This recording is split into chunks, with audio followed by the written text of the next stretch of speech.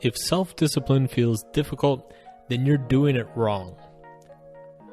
When I was in college, there were some people on the internet who claimed that you could train yourself to sleep as little as 2 hours per day. Keep in mind, this is back in the early 2000s, when we all still believed random shit we read on the internet. Here's how the story went.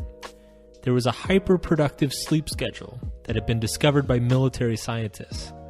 They were testing the limits of sleep deprivation on soldiers and made this startling discovery.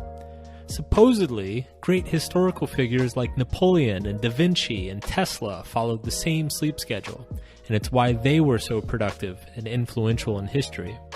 Supposedly, anybody, i.e. you and me, could achieve this state of daily hyperproductivity.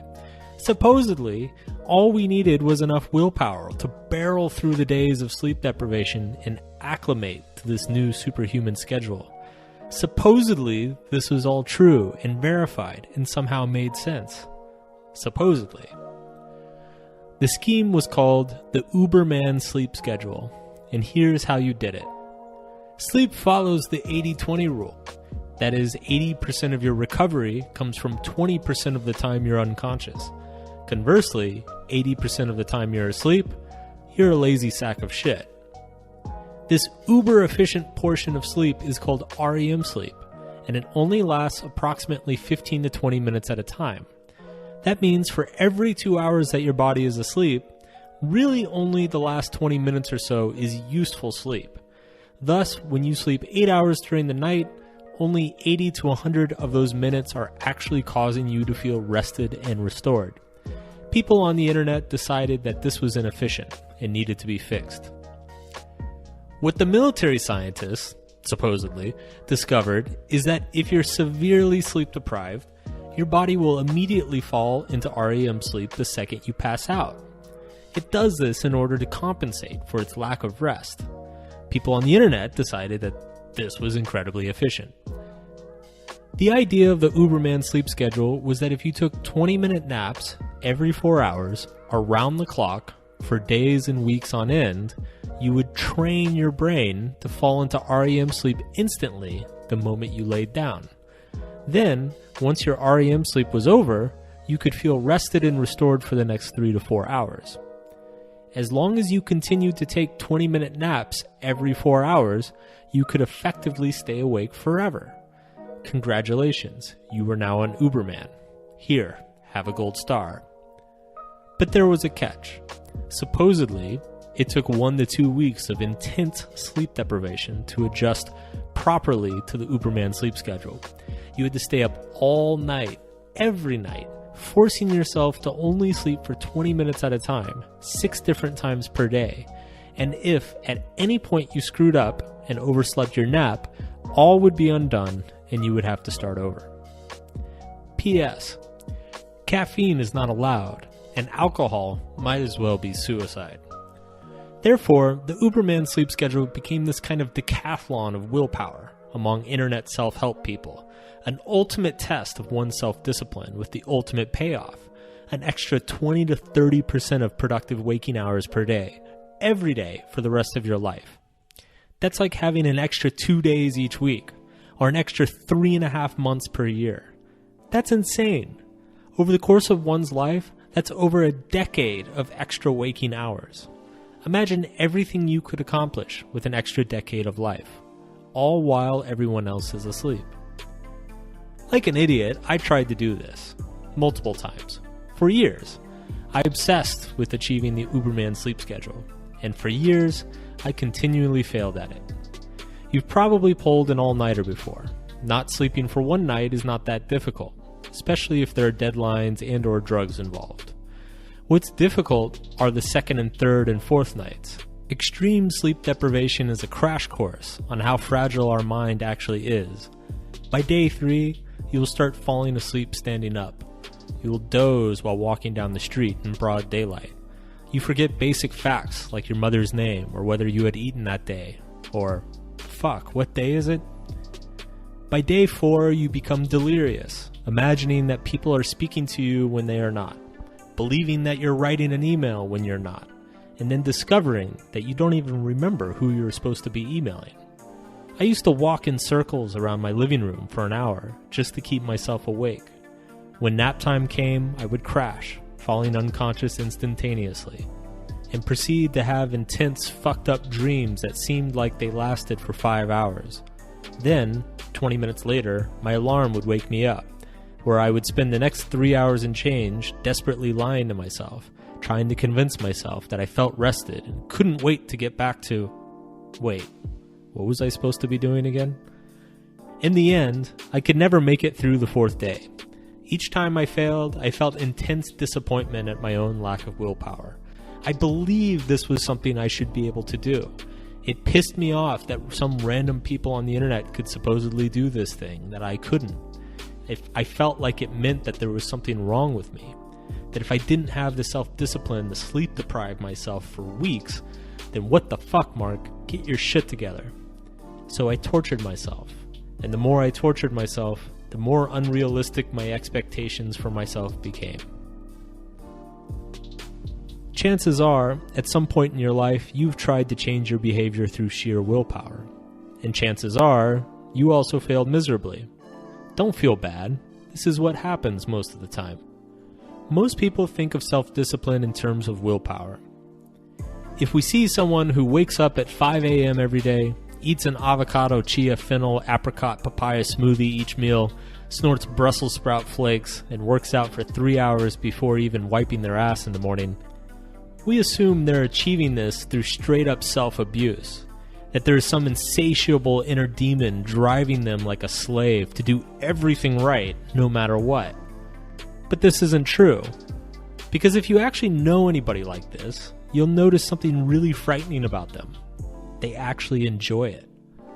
Seeing self-discipline in terms of pure willpower fails because beating ourselves up for not trying hard enough doesn't work.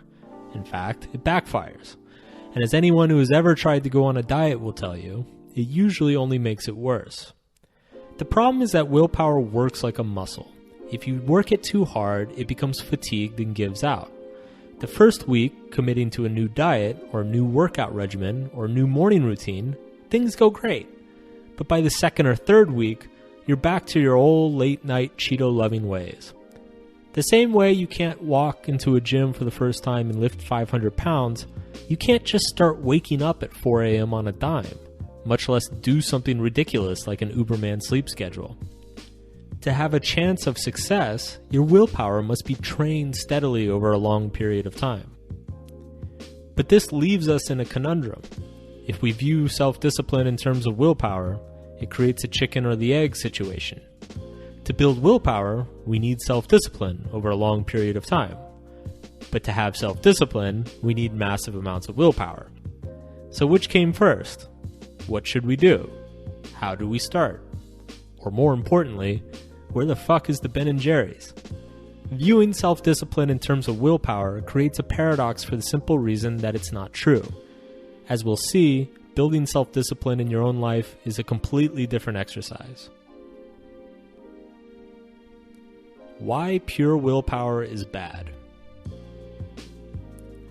Our behaviors are not based on logic or ideas.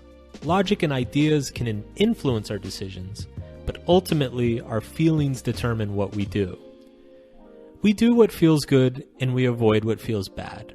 And the only way we can ever not do what feels good and do what feels bad instead is through a temporary boost of willpower. To deny ourselves our desires and feelings and instead do what was right. Throughout history, virtue was seen in terms of this sort of self-denial and self-negation. To be a good person, you had to not only deny yourself any pleasure, but you also had to show your willingness to hurt yourself. You had monks hitting themselves and locking themselves in rooms for days, and not eating or even speaking for years on end. You had armies of men throwing themselves into battle for little or no reason. You had people abstaining from sex until marriage, or even for life. Shit was not fun. This classical approach is where our assumption that willpower equals discipline originally came from. It operates on the belief that self-discipline is achieved through denying or rejecting one's emotions. You want that taco? Bad mark. You don't want shit. You are shit. You deserve to starve, you fucking ingrate. The classical approach fused the concept of willpower, i.e. the ability to deny or reject one's desires and emotions, with morality, with what is considered good. Someone who can say no to the taco is a good person. The person who can't is a failure of a human being. Therefore, the classical approach to self-discipline basically was self-discipline equals willpower. Willpower equals self-denial. Self-denial equals good person. This fusion of willpower and morality had good intentions. It recognized, correctly, that when left to our own instinctive desires, we all become narcissistic assholes. If we could get away with it, we would eat, fuck, or kill pretty much anything or anyone within a 10-meter vicinity. So the great religious leaders and philosophers and kings throughout history preached a concept of virtue that involves suppressing our feelings in favor of rationality and denying our impulses in favor of developing willpower. And the classic approach works. Well, kind of. Alright, it kind of makes a better society, but it also fucks us up individually. The classic approach has this paradoxical effect of training us to feel bad about the things that make us feel good. It basically seeks to teach us self-discipline through shaming us, by making us hate ourselves for simply being who we are. And the idea is that once we are saddled with a sufficient amount of shame about all the things that give us pleasure, we'll be so self-loathing and terrified of our own desires that we'll just fall in line and do what we're told.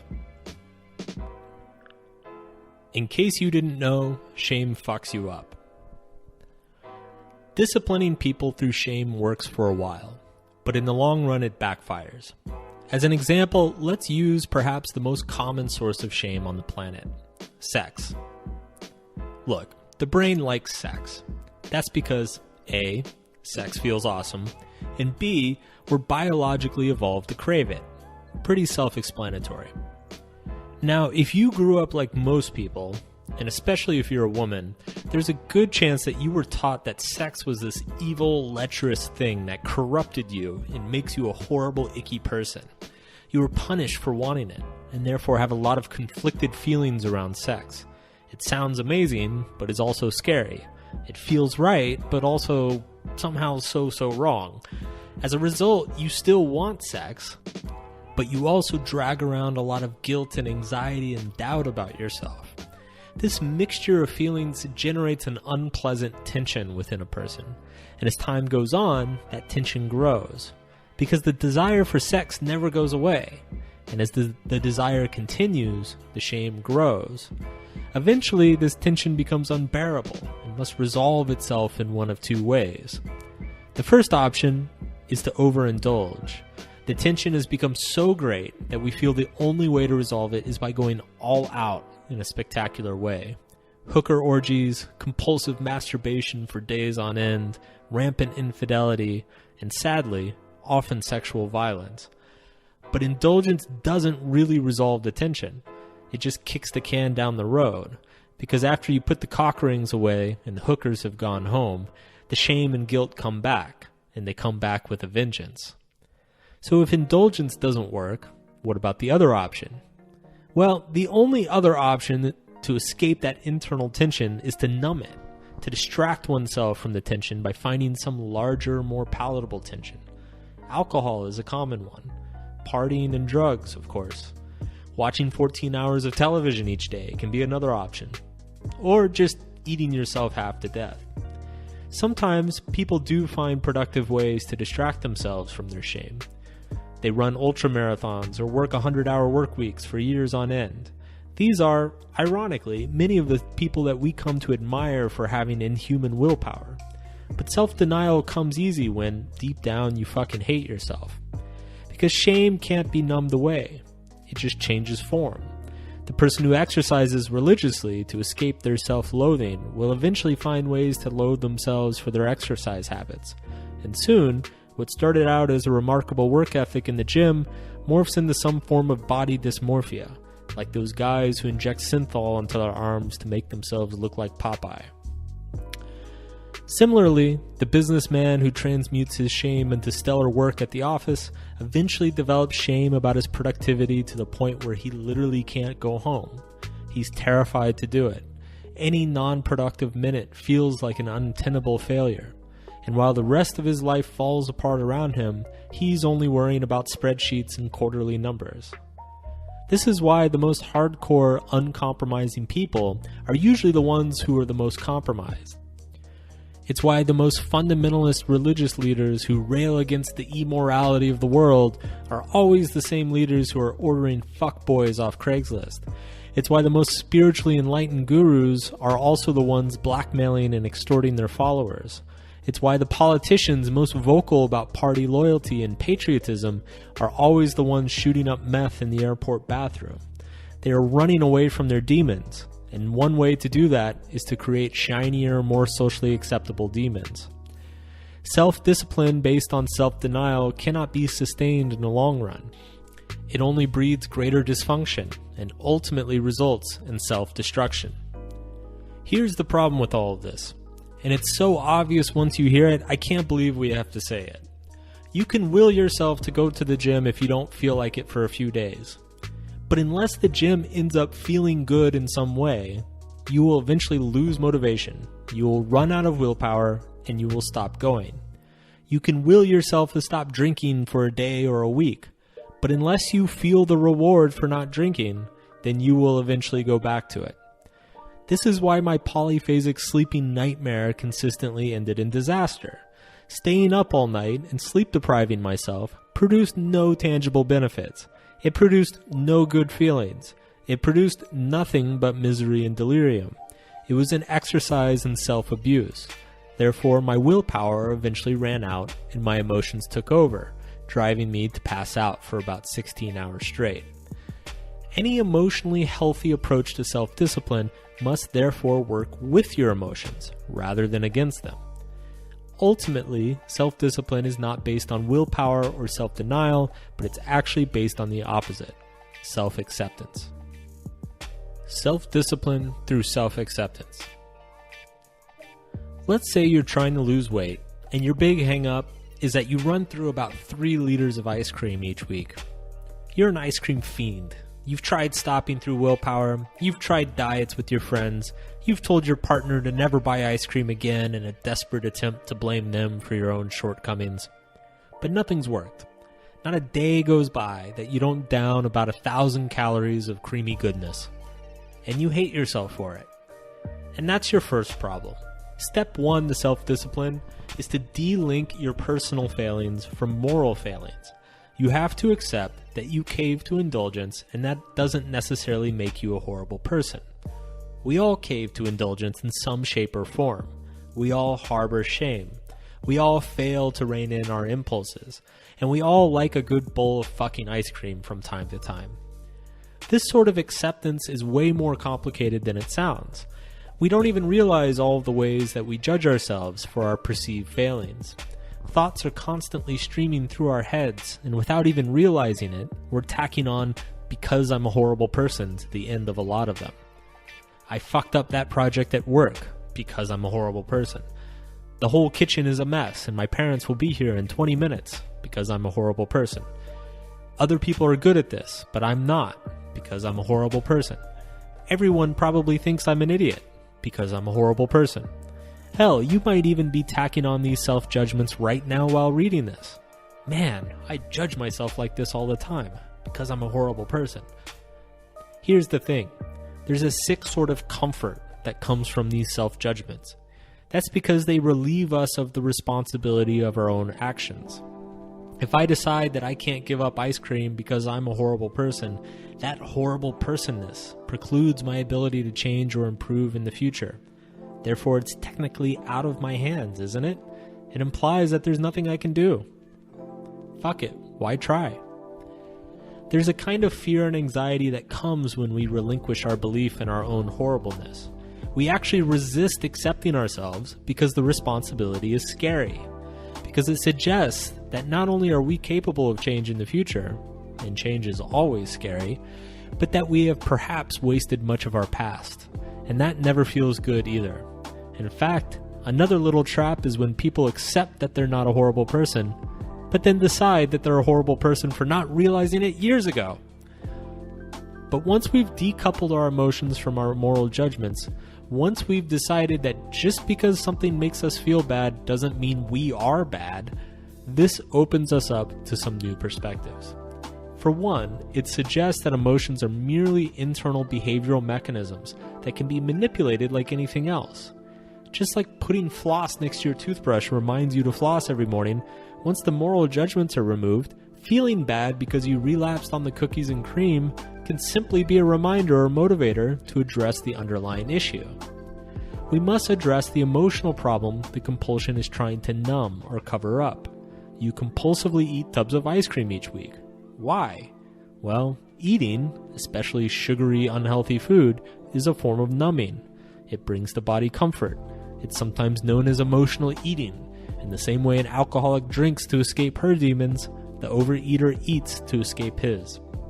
So, what are those demons? What is that shame? Find it, address it, and most importantly, accept it. Find that deep, dark, ugly part of yourself. Confront it head on, allowing yourself to feel all the awful, icky emotions that come with it. Then accept that this is part of you, and it's never going away. And that's fine. You can work with it, rather than against it. And here's where the magic happens. When you stop feeling awful about yourself, two things happen. One, there's nothing to numb anymore. Therefore, suddenly those tubs of ice cream seem kind of pointless. Two, you see no reason to punish yourself. On the contrary, you kind of like yourself. So you want to take care of yourself. More importantly, it feels good now to take care of yourself. And incredibly, that tub of ice cream no longer feels good. It's no longer scratching some internal itch. Instead, it makes you feel sick and bloated and gross. Similarly, exercising no longer feels like this impossible task that you're never up for. On the contrary, it replenishes you and enhances you. And those good feelings start showing up that make it feel effortless. But you don't necessarily have to do this deep therapeutic work to gain self-discipline. Simply understanding and accepting your emotions for what they are can allow you to work with them rather than against them. Here's one way to do this. Call up your best friend and tell them to come over. Take out your checkbook. Write a check for $2,000 to them. Sign it and give it to them.